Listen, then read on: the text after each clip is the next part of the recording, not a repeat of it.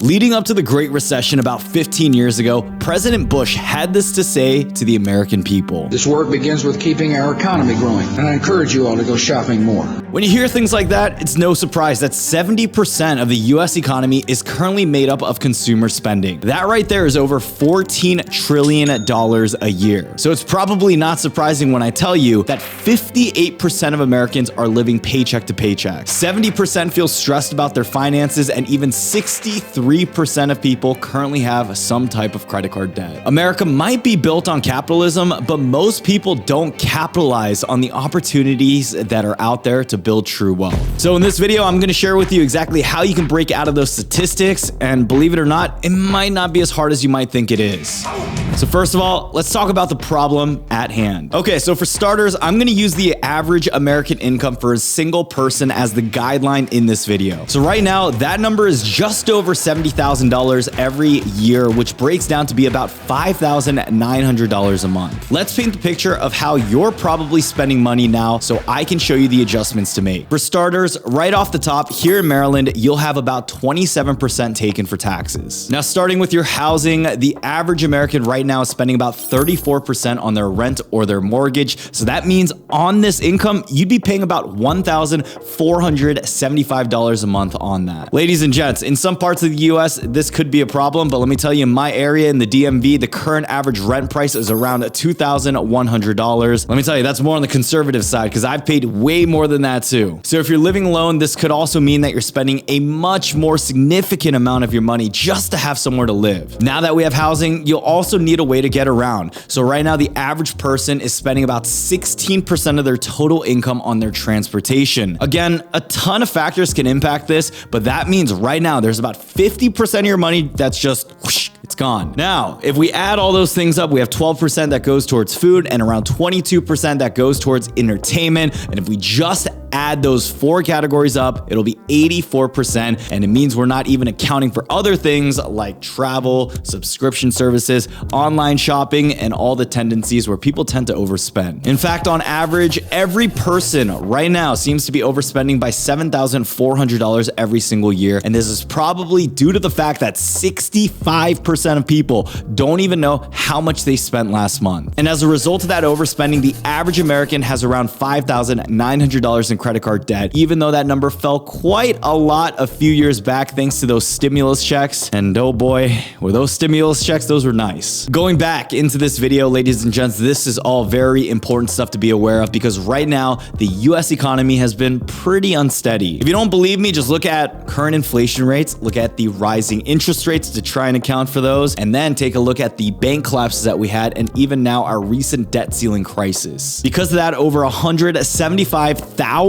people have been laid off nationwide in the first 4 months of the year. Now, while all of that does sound pretty bad, there is an upside to recessions. Last year, the average stock fell by about 20%, with tech stocks averaging even higher of a loss at 30%. Bitcoin is currently down at 66% from its current all-time high just about a year and a half ago. And as the markets have become more unstable as the federal government continues to raise those interest rates, you'll know that an opportunity has also opened in front of you. To unlock the gates of that opportunity, you first would need to take some proper steps. This raises the question, how can you actually build financial stability to weather the storm of the recession? So here's the solution. First, you need to find out how much you spend. Get all your bank records. You got to know exactly where you're leaking money, get your credit card statements, and be aware of all the cash that you spend. Out of all this, the next step you want to do is categorize all of it and find out exactly where your monthly spending is going. Now, look, anytime I do this, I actually get surprised by some of the things I learn, like subscription services that end up piling up because, you know, look, a $14 a month subscription doesn't sound like a lot, but over time,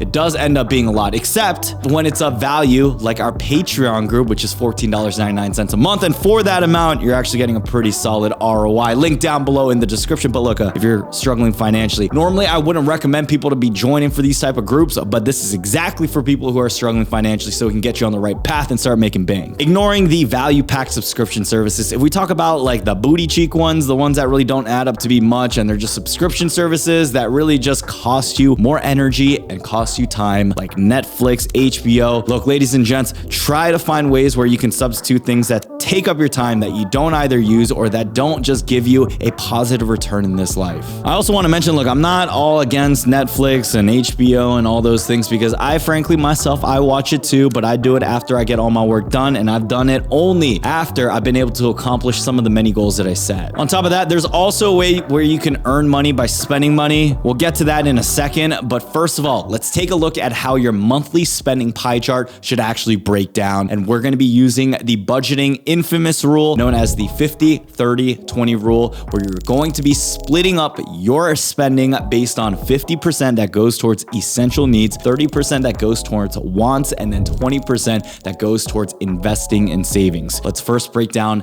50% of that first. According to the number that we used earlier, if you want to make sure everything's in check, your housing should first be under 30% of your total spending, which on average means you should be spending less than $1,300 a month based on the average amount that people make. In bigger cities like New York, LA, I mean, even Austin, Texas, I heard is getting a bit more expensive, or even things like DC. Sometimes you might even have to consider getting roommates, but if the alternative is not investing or saving, right now, I'd say it's definitely a worthy sacrifice to make. Now, transportation out of that should sit under 10 to 15%, and the last 10 to 15% should include gym memberships, insurance, basics of getting groceries, and anything towards your loan repayments. Now, some of these may not exactly line up, and that's where you'll have to make a decision because maybe you might have more loan repayments, or maybe you have a giant car payment, and if that's the case, you might need to find a lower cost car, or even reduce that 30% in the wants category to make it all balance out. Now, the rest of this is pretty simple. We have that 20% we talked about earlier, which should always be maintained for investing and savings. And now for that 30%, this is going to include the rest of your grocery expenses,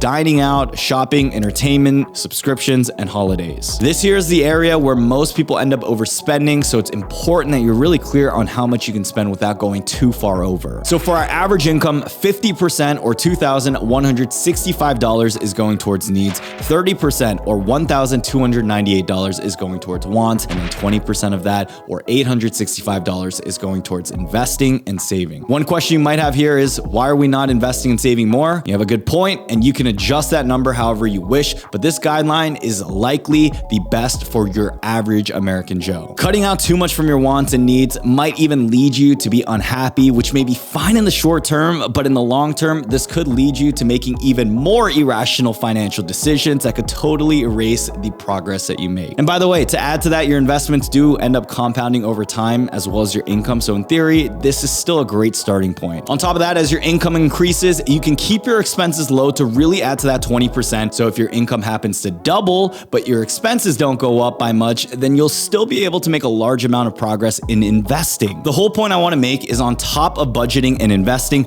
always continue looking for ways to increase your income, folks. Whether this means it's you getting a new job, since most people get a pay bump whenever they do change a job, or starting a new side hustle, these are all different ways to improve your financial situation. Now that we've covered your general blueprint, I'm going to be sharing with you the next 5 tips on how to help you figure out how to best use that 20% and also how you can use the remaining 80% to get even more positive return on value. Starting first with an emergency fund. If you don't already have an emergency fund, this should be your first priority you should be building up. For the average person, you want to have around 3 to 6 months of living expenses set aside in a savings account. Now, depending on how broke you are, you might be living life on the edge, but I'd always recommend to have something where if you happen to lose your job, if your side hustle or business goes bankrupt, that you'll still be able to survive and you won't have to worry as much knowing that you got some of that mattress money aside. Now, I do want to add that if you have any type of credit card debt, any personal debt, anything that is costing you 10 to 20 or even 30%, you're going to want to have a smaller emergency fund, because basically at this point, your goal is to just cover any large unexpected expenses. But also for any people with debt, you want to make sure that you're focusing on actually repaying that debt and not holding too much cash, because interest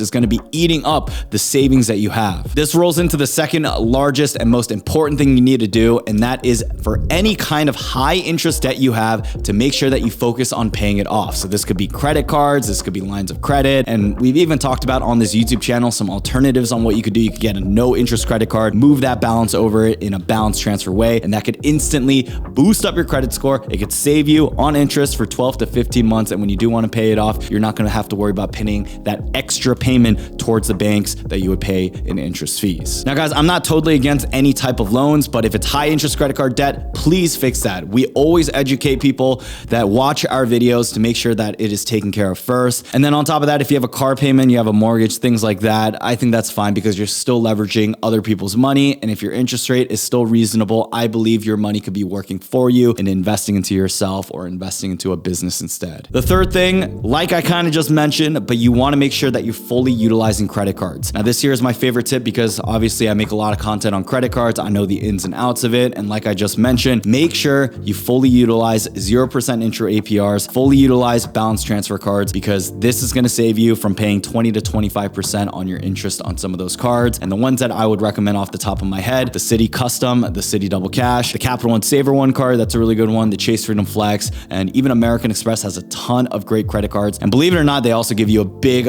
old credit limit increase too if you request for one most of the time. If you guys want to learn more about balance transfers or what some of the best credit cards are for anyone who does have credit card debt, be sure to check out my video link down below in the description for that. Going to the fourth solution that you need to know about, and this is avoiding lifestyle inflation. Now, I'll be the first one to say it, but I have definitely struggled my way through this, and I have come out on the other side because, you know, guys, if you remember the bull market, I mean, those are some crazy times when you're making crazy money from crypto, from stocks, from NFTs. It just feels like money was infinite. I remember even during that time, like I hired someone to fold my laundry, and like I was thinking about hiring a private chef because at that point I was always so busy that every single minute of my day mattered. And if I wasn't working, because it was so easy to make money back then, just studying the markets, making content, I figured that was the way to go. But look, looking back at it hindsight, I wish I calmed down a bit more. I wish that lifestyle inflation didn't creep up on me as much as it did. But at the same time, I follow a principle where if one day the end of times come for at least the Brian Jung life, I don't want to be passing away with all this money that I never got to spend. So I think it's a balance, okay? For the amount of money that you spend, you don't want to save so much of it that you have so much left over, but you also don't want to spend all your money so that you're broke. Sure, if you get a raise from your job, you can increase your lifestyle a bit, or, you know, if your business is taking off, you can go celebrate. You can, you know, get a car if you want. I don't think it's a bad thing to enjoy some of the luxuries in life. Just don't worship it and don't, you know, idolize it all the time. But I believe in the practice of just trying to keep your expenses low, especially while you're young or as your income grows. It'll be important to at least be able to invest that into something like an investment portfolio. Last but not least, and this is hands down one of the most important ones, and this is to make sure that you don't put all your eggs in one basket by diversifying properly. As you guys know, you can diversify in many ways. You can diversify through the different cryptos you hold, diversify in different markets, but make sure that no matter where you put your money, that you're not putting it all in one basket where it's high risk, where you could lose the whole entire thing. A few great ways to combat this is to look into index funds. This actually spreads out your investment, and instead of just looking into things like the stock market, look into other equities, look into precious metals. I mean, there are a ton of ways for you to diversify, and one of the best ways to make sure that you survive any type of market volatility is making sure your eggs are completely spread out. Now, I also have a full video I made recently about how to get started with investing, and I got a lot more detailed information in there, so if you guys want to check that out as well. So ladies and gents, if you did enjoy today's video, be sure to drop a like down below, subscribe to the channel if you haven't done so already, and I'll see y'all soon.